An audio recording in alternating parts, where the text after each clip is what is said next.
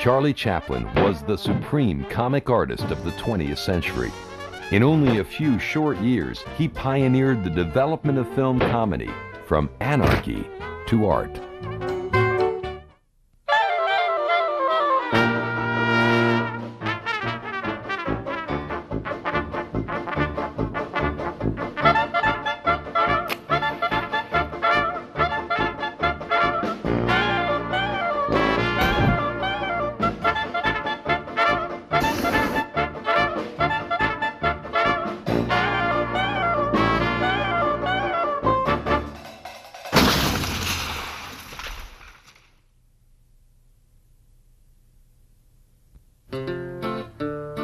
Immigrants seeking the riches of the new world, a new life, a new beginning.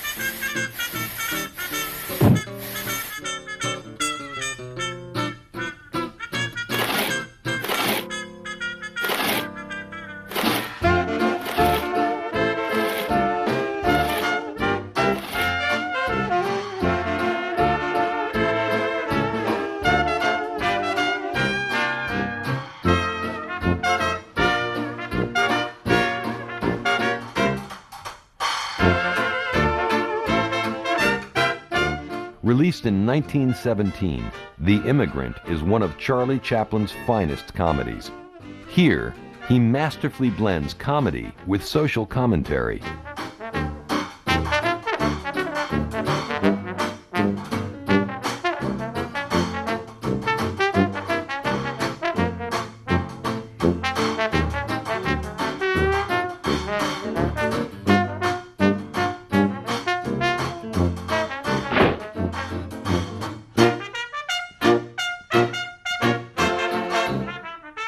Edna Purviance was Charlie's leading lady in the Mutual comedies. She was to star with him in more than 30 films and for several years played an important role in his personal life. Here, she tells Charlie that her mother was robbed of all her money, the same money Charlie just won in a card game.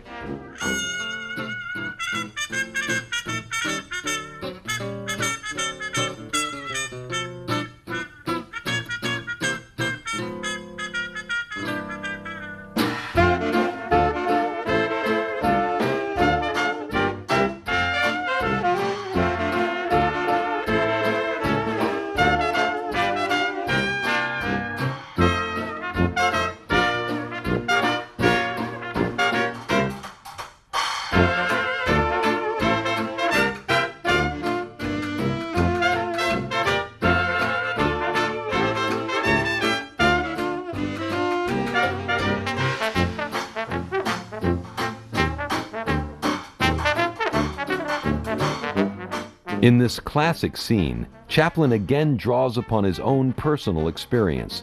This was how he and a great many others remembered their entrance into America through Ellis Island.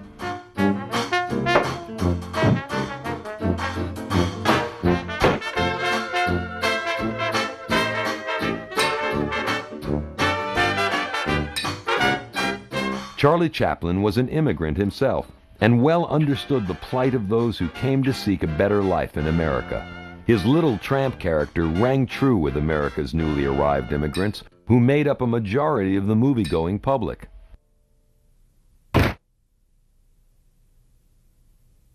The son of impoverished music hall artists, Charlie Chaplin, even as a youth, exhibited extraordinary comic instinct. He was a 10-year veteran of the British music halls, and a star performer with Fred Karno's educated comedians when comedy producer Mack Sennett hired him for pictures.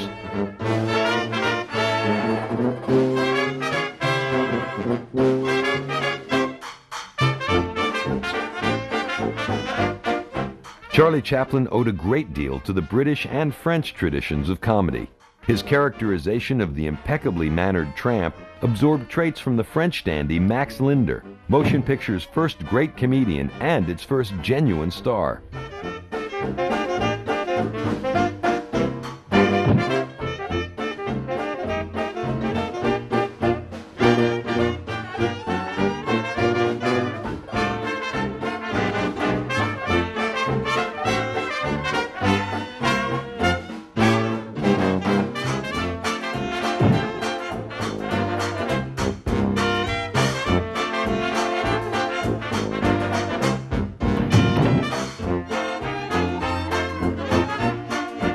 A gifted pantomimist, Max Linder was the first comic performer and director to create a distinctive film character.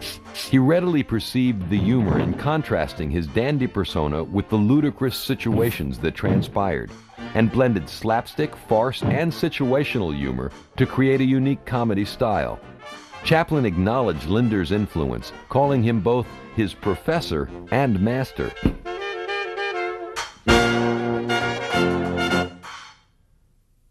Charlie Chaplin arrived at Mack Sennett's Keystone Studios in 1913.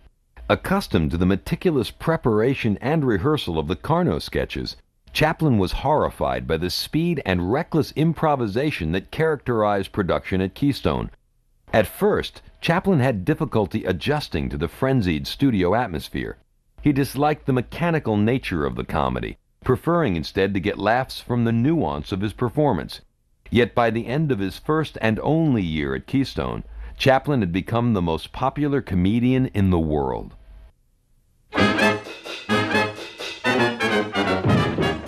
Dough and Dynamite was one of Chaplin's most successful Keystones.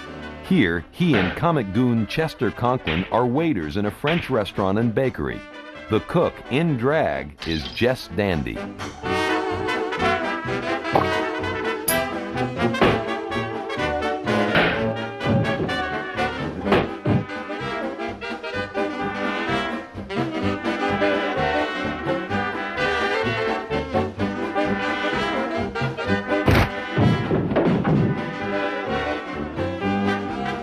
The bakers in the basement are Senate regulars Glenn Cavender and Slim Somerville.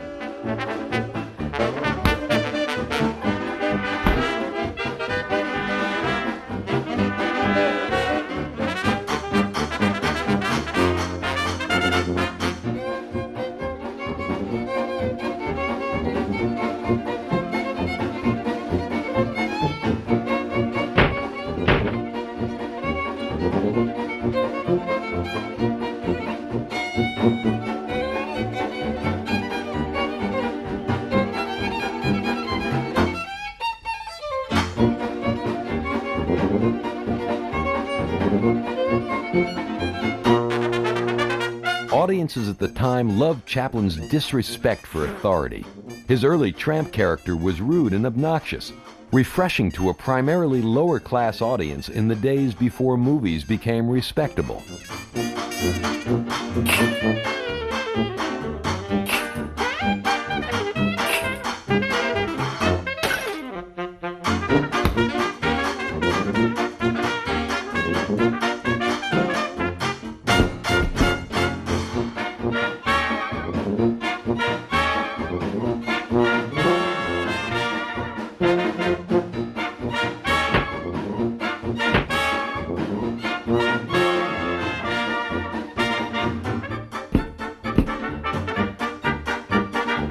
The bakers go on strike, and Charlie and Chester exchange one apron for another.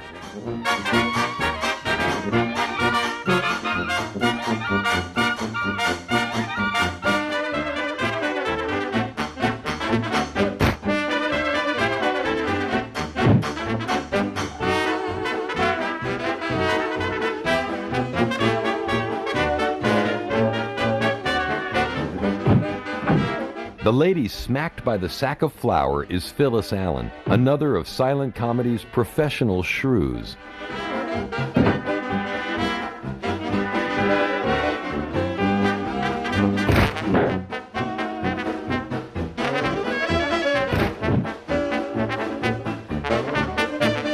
Here, the striking bakers load a loaf of bread with dynamite. Explosives were a frequent and popular plot device in Keystone comedies.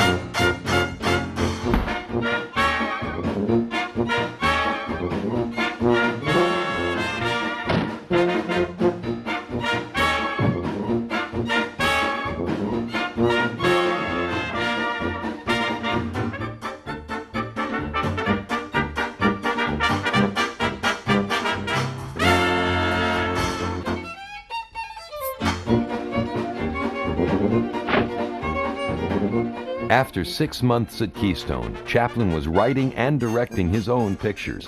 He was making phenomenal progress in film structure, pacing, and gag placement.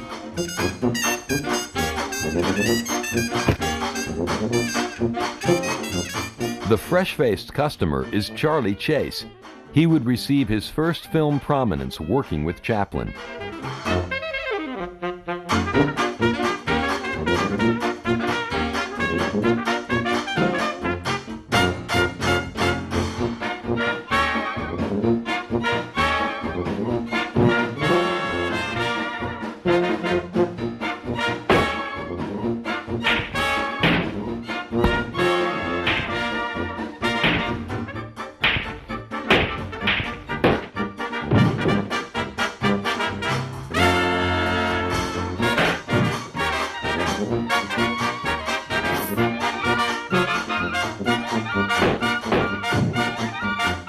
Chaplin made 35 comedies in his first year at Keystone, and Dough and Dynamite is one of the finest. The film was a tremendous success for the studio, which by the end of 1914 crowned Chaplin as their most popular star.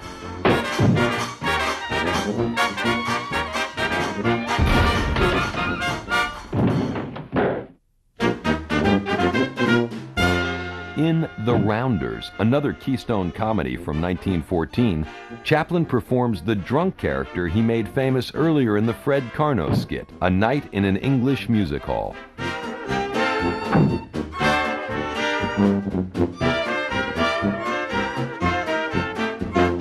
That's Al St. John as the bellboy.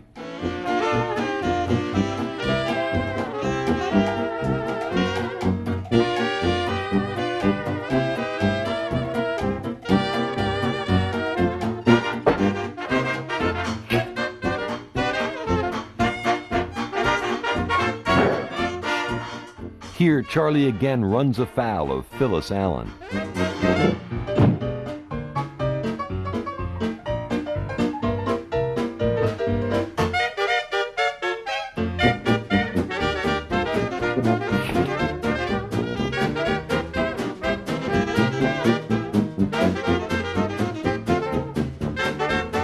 Joining the fun is rotund comedian Roscoe Fatty Arbuckle.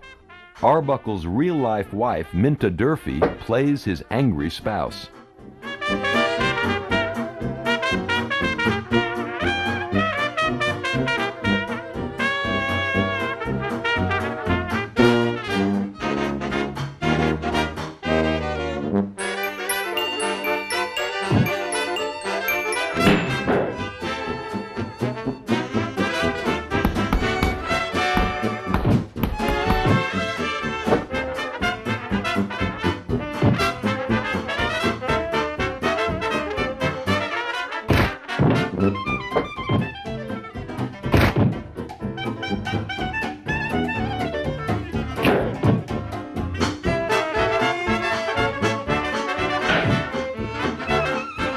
Chaplin and Arbuckle made a remarkable team in The Rounders. Sadly, their appearances together were few.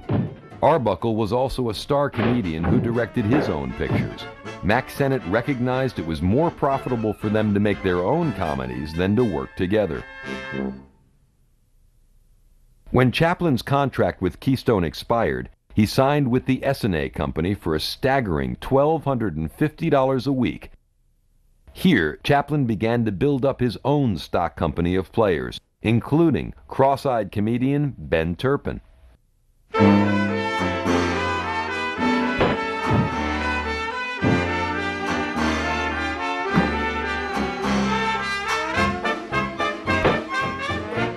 The Champion was Chaplin's third picture for S&A, shot at S&A's studios in Northern California.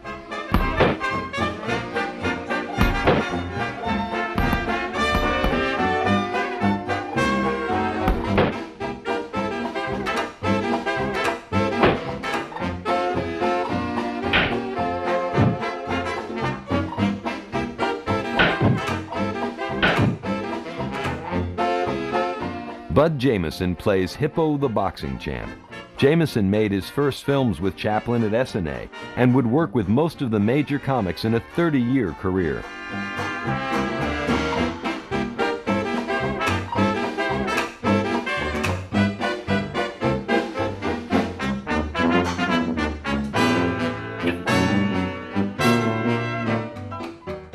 Second from the left in the first row is S&A's president, Gilbert M. Anderson, famous as the first Western movie star, Bronco Billy Anderson. The peanut vendor is Ben Turpin.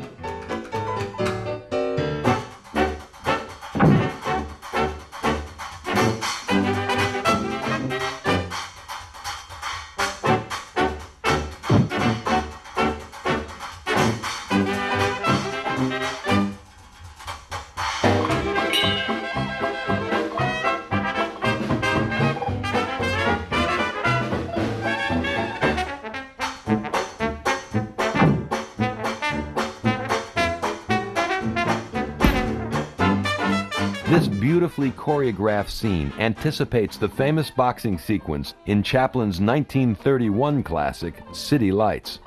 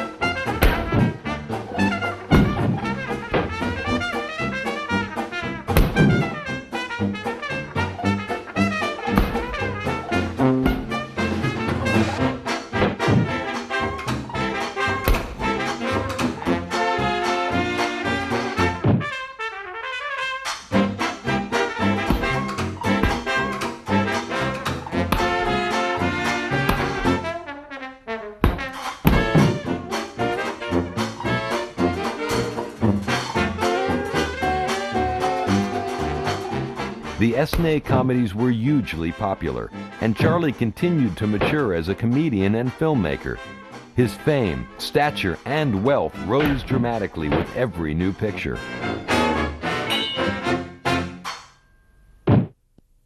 In 1916, Charlie again broke records for movie star salary when he signed with the Mutual Company to produce a dozen comedies at an unprecedented $10,000 a week. Hungry and broke, Charlie takes a meal at the local dive.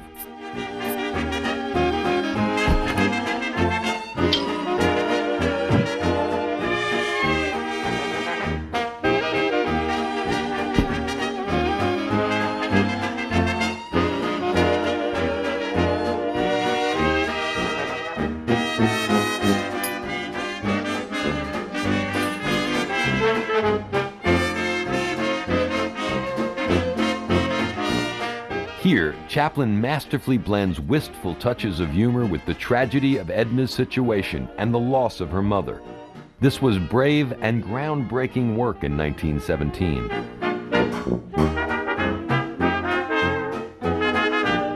But Chaplin doesn't shortchange the comedy. John Rand is a drunk who can't pay his bill, and Charlie witnesses the restaurant's hands-on policy for dealing with deadbeats.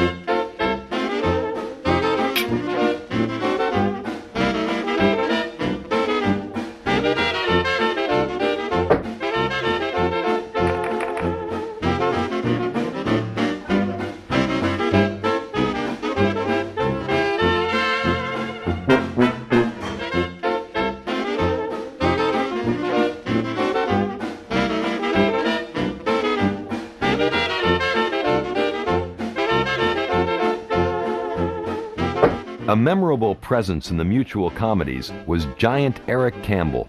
With his fiercely bristling eyebrows, impeccable timing, and wonderful menace, he was Chaplin's finest villain, a true Goliath to Chaplin's David.